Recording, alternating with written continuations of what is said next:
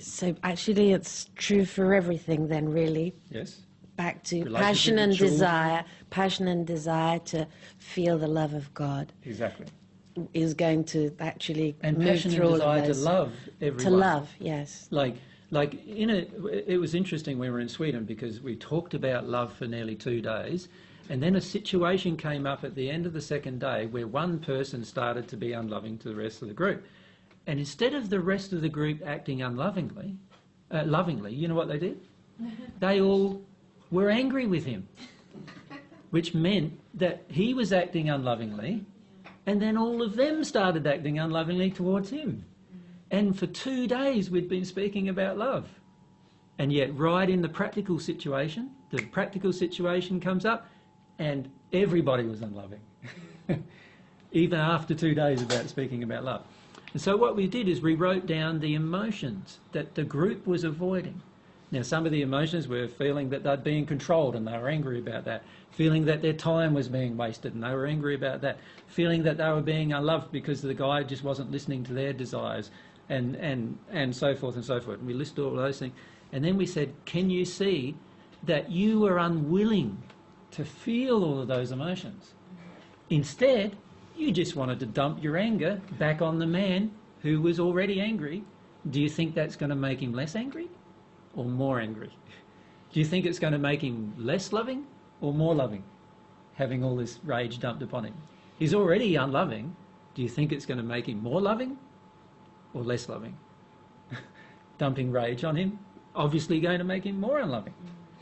And this is what we need to consider. We can talk about love all the time, but unless we have a passion and desire to live it, we are not going to live it. Because the very first circumstance that comes up in our life that causes us to feel challenged, we're instantly out of love and instantly in our old behaviour. Bang, bang. Just like that. And once we have a desire to love, we'll feel this feeling rising in us of anger and go, okay, this is warning signs.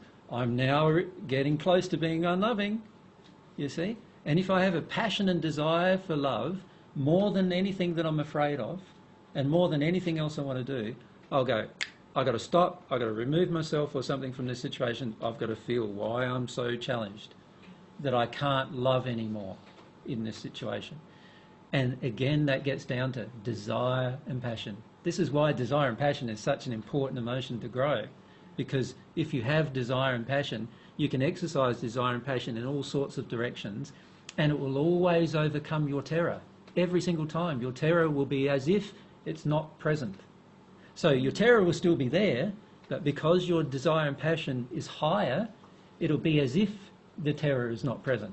You will not be choosing to take actions based around your terror or your fear, but rather you will always choose to take action around your desire. So when something is triggered in you and all of a sudden you start feeling anger come up, because anger is associated with fear, you don't respond, but you feel it, but you don't go and dump it on somebody. You don't do the thing that dumps it, because your desire to be loving is greater, and what you want to do is find the cause inside of yourself as to why you're so angry.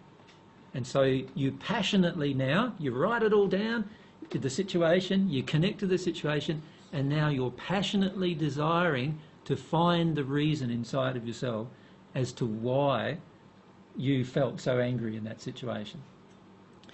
And if your desire is that great, it doesn't matter what you're terrified of, what you're afraid of, you will always finish up resolving the issue emotionally, and you'll never get angry or upset about the same situation again. Just gone once you deal with the cause.